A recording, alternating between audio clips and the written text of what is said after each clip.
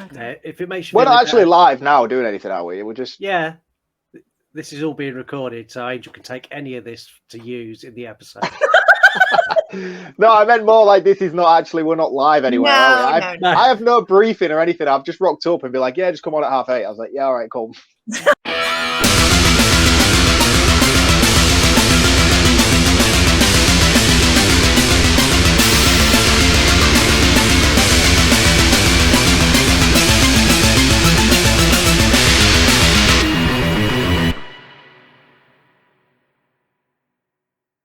Hey, what's up, everybody? Welcome back to Voices from the Mausoleum, and welcome back to another episode of Remakes, a series in which Scott Harding and I discuss horror movie remakes.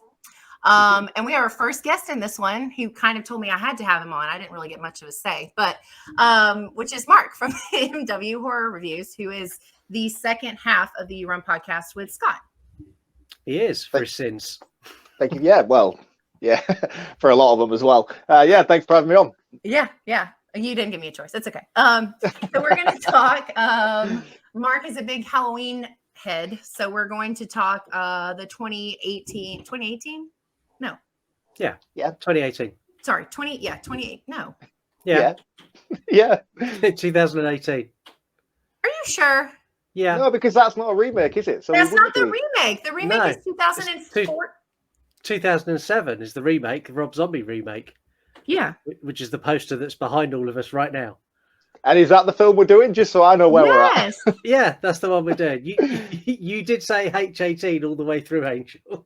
Oh, fuck. I meant 2007. It's fine. We've seen 2007. We've both got views on 2007. It's fine. Whatever. Look, I did really you guys good always on time difference. I get points for something today, okay? Yes, 2007. I said 2018, and I was like, that's not right. That's not long ago. Like, no. Jesus Christ. And then I noticed the poster behind, and I was like, are we all on the same page here? I'm guessing you guys are always disorganized. 100%. Yeah. So it's a lot like our show then, Scott. Very much so. We're just going to not talk about anything. That's all we have. Bye. At the very least, I remembered Halloween. I think we're right. Worse. Jesus Christ. We can work with that, sure. Okay. We are talking the 2007 remake of Halloween. Yes. Right? Okay. Yes. And I think. Jesus. So we, Marc, don't forget we do out of 10. Okay. So I'm going to ask you guys to tell me your rating. So, Marc, we'll start with you. What's your rating for 2007 out of 10? It's a film of two halves, but I think I'll probably go 7. I think for this. I'm a big Rob Zombie fanboy, so. Yeah. Scott, where do you sit on this one? I'm a little bit upset. You're not as much of a fanboy as I thought you were. This is an 8 for me. Ooh, nice. I really like this remake. Okay. It's a 7 for me as well. I mean, I really like it, but I don't. I think there's some things about it that get under my skin. So It's solid, Scott. I think for me, I like the tone that Rob Zombie took right from the off. It was kind of like every Halloween fan went in expecting something, sat there, and in the opening 10 minutes went, "Oh my God, what's he done to Michael Myers?" He's so brutal. I don't necessarily have an issue with the direction he took that character, and I thought he did a great job with the way, especially in the back half of this film. Like I said, I think it's a film of two halves, and the first half is very conflicting in comparison to the second half. I mean, the second half is a Halloween remake. That is a almost not necessarily shot for shot, but story for story remake of the original. Mm-hmm. That's more my favorable. Can't get my words out. Favorable.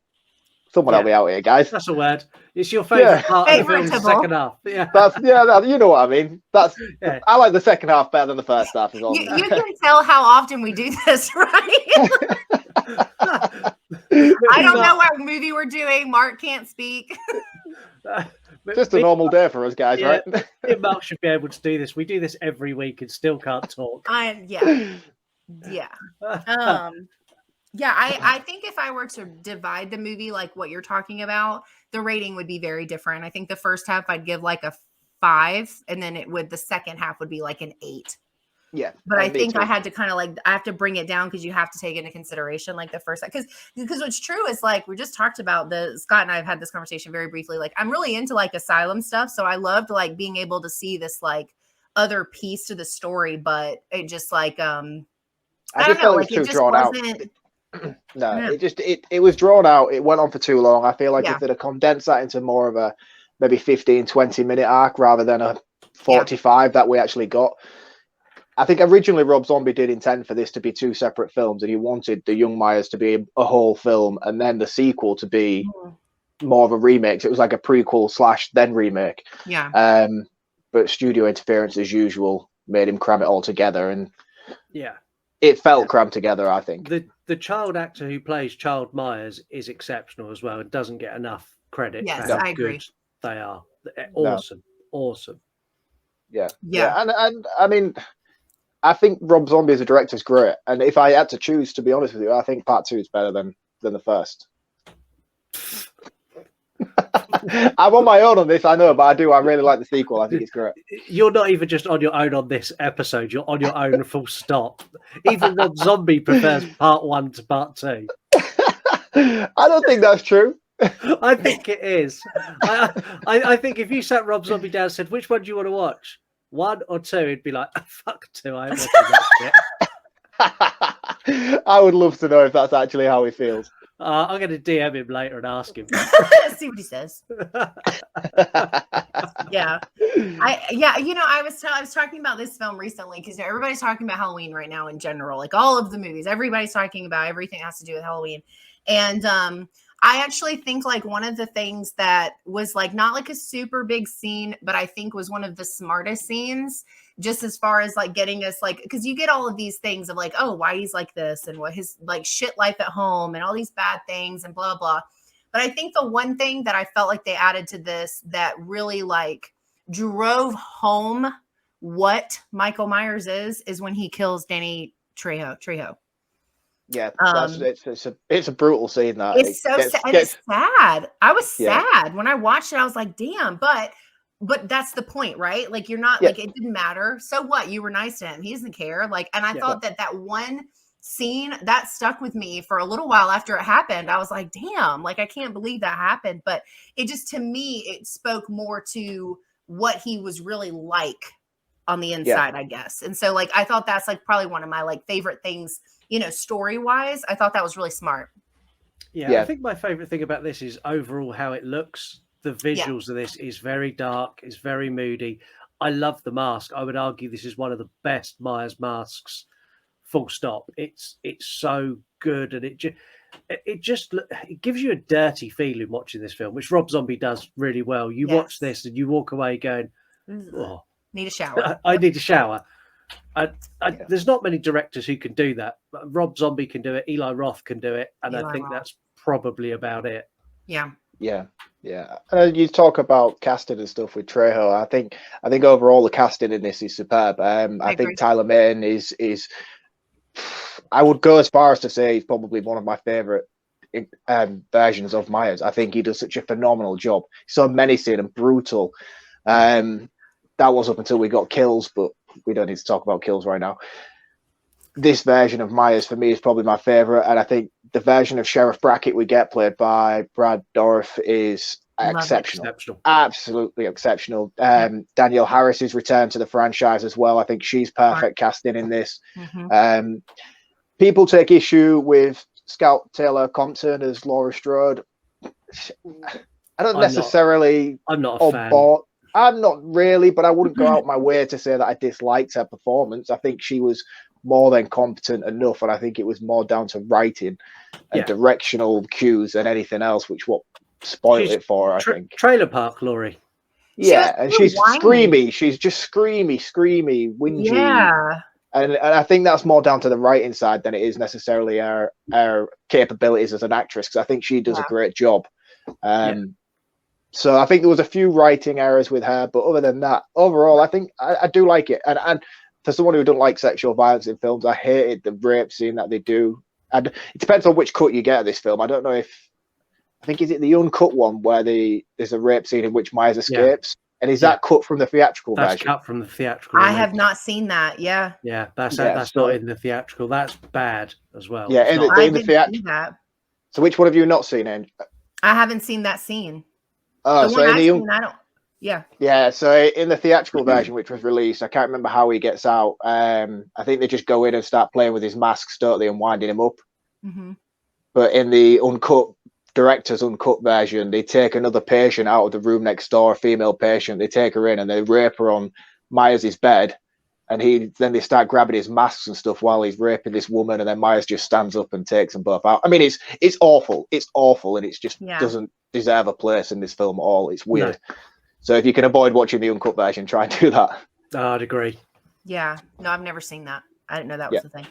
Yeah, and that's like a thing for me. Like, I don't watch movies that have that in it. So I probably would have turned it off or walked out or whatever. If I had seen that part, I would have left. I mean, I say that I'm against it. There is a few films out there that do contain stuff and it is relevant to the story. Oh, sure. Yeah. This isn't relevant. There is no need for this to be there. That was Rob Zombie being Rob Zombie for the sake of it and just trying to stir controversy, I think. Shock value. Yeah. Yeah. And that's exactly how it felt when it come on screen as well. It felt like it was purposely there just to be like, oh my God, that's awful. And it is awful, but you shouldn't need to do that to get that reaction out of people. That's just really uncreative writing.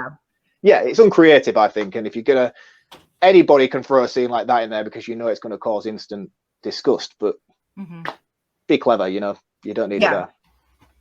Yeah. What did you think of the concept of the other mask?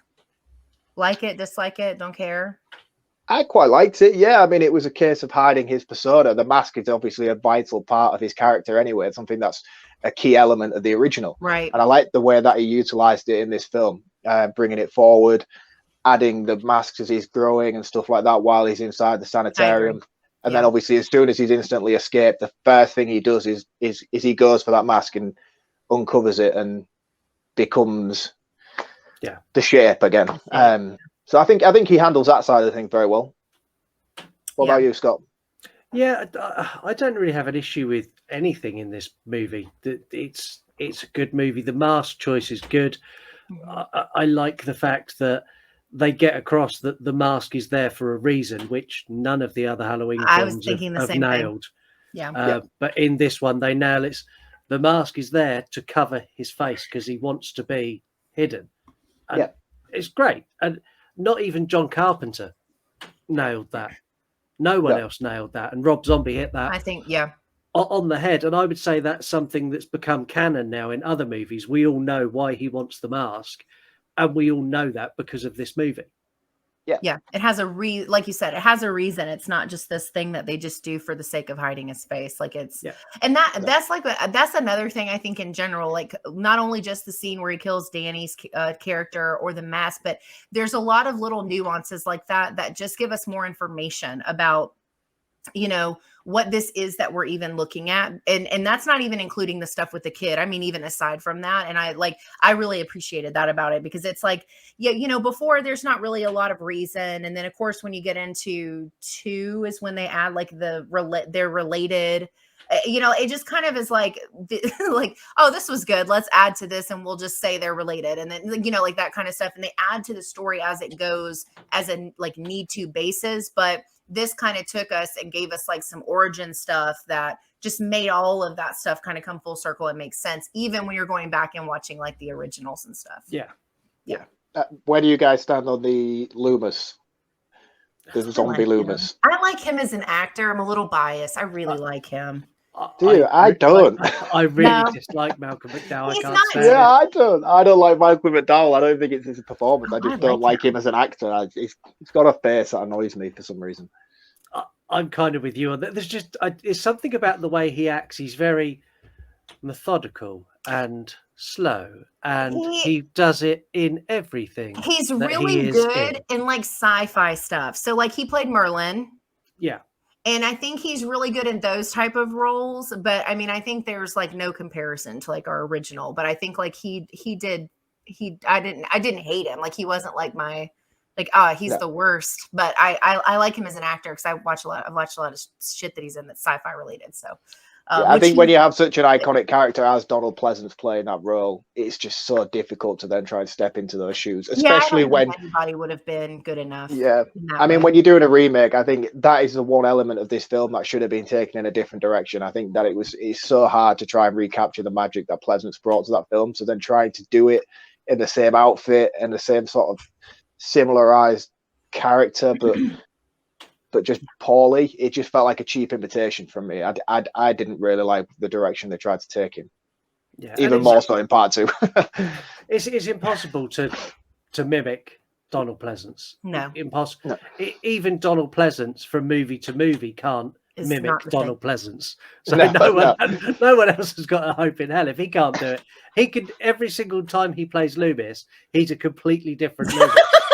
He is. Every single time. So that's no one can come in and become Loomis because even he doesn't know what the character is. That's true.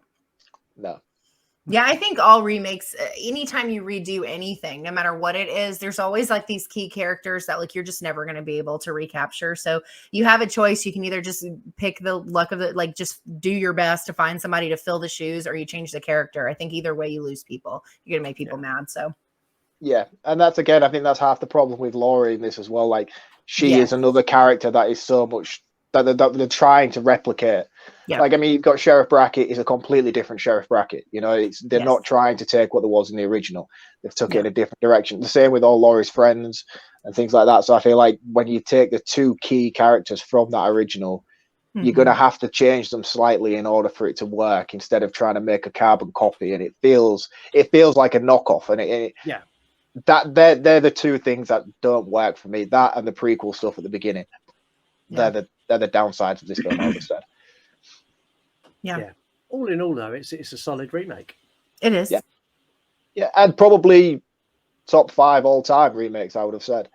If you're going to put it in a category of rankings, I would. It's one that would always be high up on most people's lists, I think. Yeah, it's for all its sins. Yeah, for all its sins, it's definitely up there somewhere. Yeah, it probably wouldn't make my top 5, but it might make my top 10. Yeah. I'd probably say top. I think it'd be in my top 5. It's well made. I'm a fanboy. Yeah, I know. I think it toes the line of like, it's interesting because like we talk about this all the time. It's like when remakes have like, you know, they have to have enough of both things. They have to have enough of like the old, and then they have to bring in the new. And even though this is definitely more new than, you know, bringing in like our like just the same old stuff we've seen before from the original, like it just worked. I don't know. Like it was okay. Like I wasn't like mad that there was so much new. Like that didn't really bother me. I liked it. I think it works. Yeah, I think it probably make my top 10. But I have stuff like the House on Haunted Hill, and I have stuff like that in my top 5. But I think this would probably make like a top 10. Yeah, House on Haunted Hill is an awesome remake as well. I love that movie. Oh my god, so I'm guessing you guys are gonna have that on the show soon. Oh my god, I don't think that one's on our list. It's not. Oh my god, pushing and you've missed it. It should be. Well, I was trying to think of like, when I was coming to the list originally, I was like, I try to think of like newer ones, but no, it should be. I love that one. Yeah, let's add that to the list. We should add it to the list. That's a good one. I really like it. But no, I think this is a solid remake. I'm not a huge Rob Zombie fan. No, I'm not. I like him. He's growing on me. I've got to say, he is growing on me slowly because of the monsters. Because of the monsters, yeah. Come on, Scott. Watch a proper film of his before you.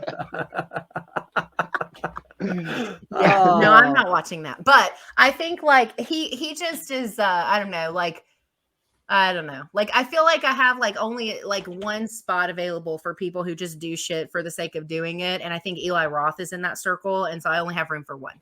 And so if I had to pick somebody to watch that just does shit for the sake of doing it, I'm not going to go Rob Zombie. And I like some of his movies. They're just kind of like, I don't know. Yeah. See, as much as a fan as I am, I probably only like about 50% of his films. Yeah. There's a lot of them that I can't stand. The thing is, though, whatever he does, it's kind of like you could give him anything and he delivers you a hillbilly version of that movie. Yeah. Whatever it is.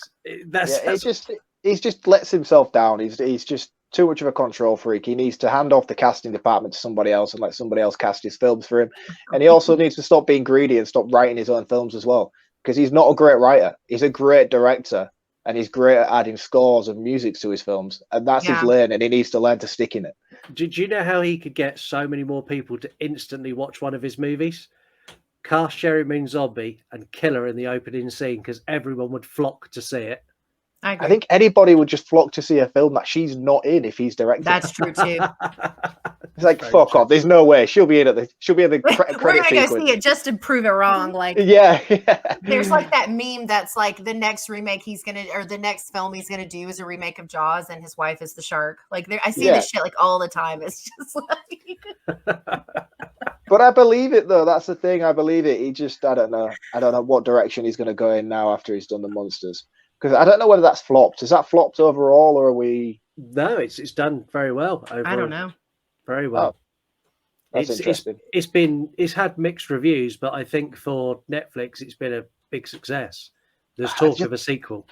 The thing is, these days, everybody's got an opinion on everything. You can't not have anything that doesn't have mixed reviews. Somebody has always got something negative to say about anything. Regardless if it's probably the best film in the world, someone's going to go and it's not going to be for everybody. And the power of the internet, and unfortunately us ourselves who are sat here talking shit about films, you can't get away from it. So no matter how great or how terrible something is, it's always going to be bombarded with one or the other. Yeah, and I'm good with that. It's when the people are like ugly about it that irritates me. I posted on Instagram, I watched a Hulu movie called Grim Cuddy, which is not something you guys would probably like, but I liked it. And so I posted about it, and someone I've never even heard of, never commented on anything, like commented and left like some mean shit about the film. And I was like, calm down. Like, chill out. Educate yourself with words. If you've got a problem with a film, explain why you don't like it. Don't just say, this is the worst thing I've ever seen. Fuck this film. It's like, but why? Oh, man. I wouldn't even give people like that my time. I really wouldn't. I only have time for it sometimes. People are like, oh, I don't have time for trolls. And I'm like, I got some time. Like, you've got time for trolls. I've got all the time in the world. They literally make my day. Every time I get a troll comment, I go, oh, have I got time to do that now, or do I need to remember that that's there and come back to it later? I pump out like 5 or 6 responses daily to trolls. That's like his calendar is just like all the trolls he has to like get back to. Yeah. Even though Scott's like the biggest internet troll ever. Yeah, I am guilty of that. Okay, cool. Well, I don't know. Massively deviating from Halloween at the moment. That's the norm. Yeah, I don't know. I liked this one. I think 2007 is a solid remake. I definitely think it will make top lists. And I think people who aren't even like Rob Zombie fans enjoyed this too. I don't think it's just strictly, that fan base. So yeah, I love it. I think it's great. I love part 2 as well for all its sins. And before the whole Gordon Green thing kicked off, I was one of the guys who was always championing a part 3 from Rob Zombie. I would have loved to have seen if he could have taken this in an even further direction, and I would love to have known how he would have done that. So I was disappointed he didn't come back for a third for this. Yeah, but something we'll probably never ever see now. We'll never return, and I don't think he really wanted to return for part 2. I think money talks. Nope. Yeah, of course it does. Yeah. So, but yeah, overall, this was great. I really like the first one. Cool. Yeah. All right. I liked it too. That was good. Cool. Well, thanks for coming, Mark. Glad you're our first guest. Thank you very much for having me. It's been an experience.